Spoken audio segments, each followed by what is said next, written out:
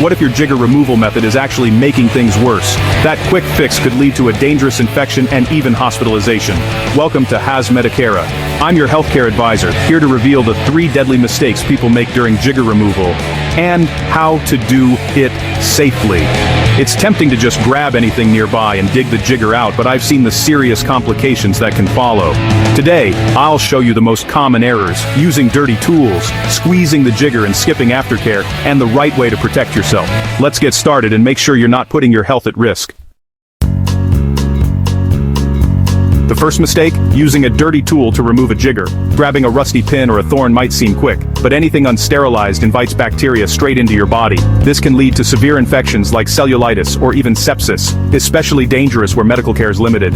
I've seen people end up with swollen, painful feet, sometimes needing hospitalization, all because of a contaminated tool. Always use a sterilized needle or pin. Hold it over a flame until red hot, or boil it for several minutes. Wash your hands thoroughly and, if possible, wear gloves. Don't cut corners with cleanliness. If you're unsure a tool is clean, don't use it. If you notice redness, swelling, or pus after removal, seek medical help immediately. The second deadly mistake, squeezing the jigger out like a pimple. Squeezing can rupture the egg sac, releasing hundreds of eggs into your skin, leading to more jiggers and a much bigger problem. I've seen patients with dozens of jiggers, all because they tried to squeeze one out. The skin gets inflamed, itching worsens, and infection risk skyrockets.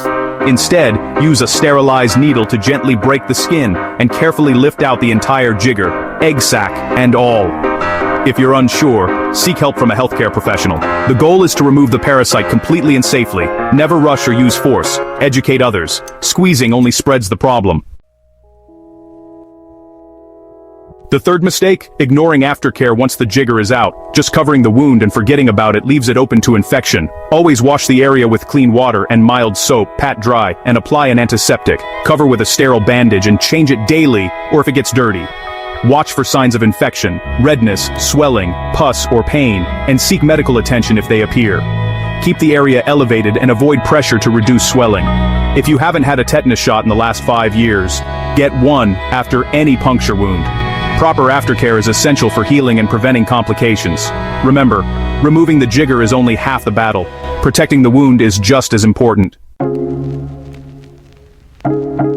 Your health is in your hands. By following these steps, you're protecting yourself from serious harm. Sterilize your tools, avoid squeezing, and practice good aftercare. These small actions make a big difference. Share this information to help others avoid painful complications. Prevention and education are our best weapons against jiggers. For more life-saving tips, like, subscribe, and check out our other videos here on Medicera.